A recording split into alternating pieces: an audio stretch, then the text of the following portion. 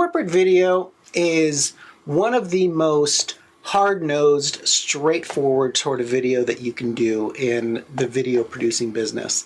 But there are absolutely times where you get thrown a curveball. I did a video for a company, Fuzzy Duds, years ago, and they needed a commercial, so I talked to them about it, and they gave me a script that they put together, and it just said fast motion here, fast motion this, fast motion, fast motion, fast motion. And I just said, I'm happy to work on this script, but the way you have this out, it's going to look a little silly. Is that? And then I said, oh yeah, I want it to be silly. Great. We did it. We had a great time, and it was silly. And the commercial did very well. But that was an exception to the rule, where we got to really have fun. And because we were clear on what we were going for, we just did something unique. And that was great. Thank you for watching. I'm Michael Brunner of Brogan Video. I'd like to talk about hiring a corporate videographer, little tips and tricks to help you get the one you need.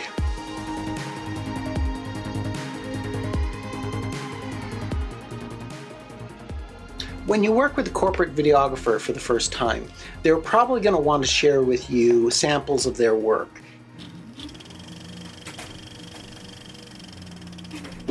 You're going to want to see whole videos, not just highlights. You're going to want to see the entire project of what they did for somebody else. And it's, I think, very important to see videos from multiple industries, not just examples of your own, even if that's exactly what you're looking for, because you want to see just how flexible they can be when working with varied clients, or if, regardless of the industry, they're always doing the same thing.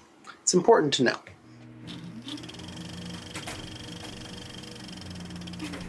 Many people that you'll talk to for corporate videography are actually salespeople for marketing companies, or they will subcontract a videography company to do the work that you paid them for.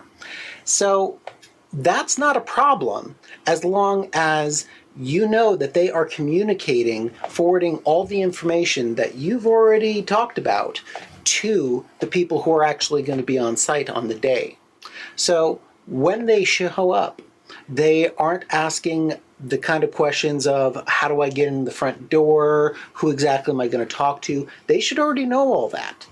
And you should know who's coming because, well, if you're going to open up your office and your back room and all your gear and everything to a bunch of guys with a whole bunch of big cases, well, I think it's quite good to know, just for your own security, who's coming in the door. It's all right if it's a subcontractor. Just make sure there's still a line of accountability that you can look to.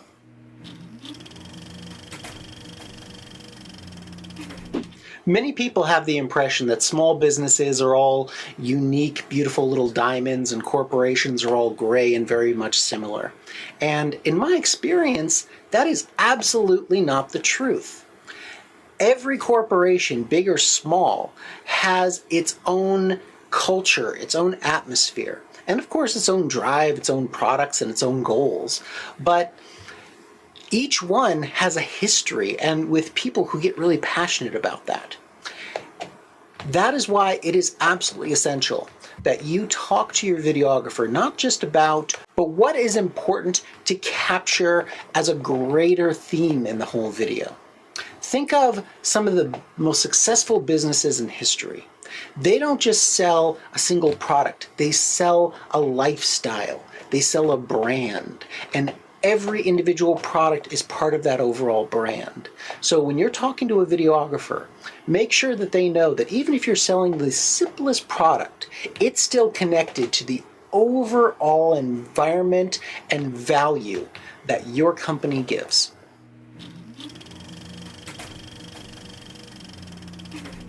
If you're shooting videos well ahead of time, long before you need them, then a schedule of delivery is not quite as important. But in the corporate world that I've seen, most projects are usually done very close to the deadline, and turnaround is essential. So have a very clear conversation with the people that you're working with of when things will be turned around, when they will be delivered, when edits are going to be performed, how, who to talk to, and if things aren't going quickly enough, who to call to really speed things up. Absolutely essential conversation. Even if you worked with somebody before and they do things on a very timely manner, there's always the one time where things get slow. And it is the videographer's responsibility to have the kind of backups that if they can't edit the work, if they can't show up on the day, that they have people that they can send that work to or have come to the shoot in order to do it. They need to have their own backups. And if they don't, well, they're not a good videographer. And if they don't, they're not a good corporate videographer.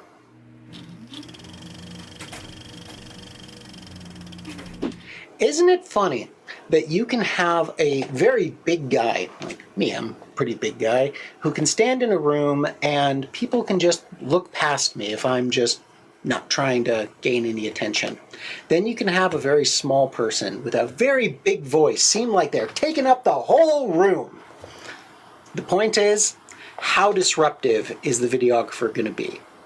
Is this going to be the kind of event where you're wrangling large groups of people and you need someone who's loud, who can just kind of, okay, I need everyone to go out here and I need everyone else to come over here in order to stand for this picture and I need everyone else to stay back?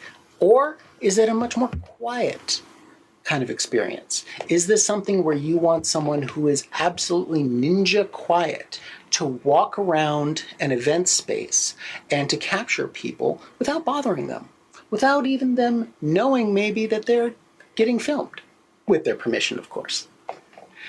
How disruptive will they be? What is their demeanor going to be like while they're filming? Also, a very important conversation to have. Thank you for watching. I'm Michael Bruner of Brogan Video.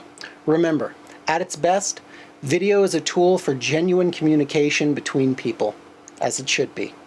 So, get out there and share your heart.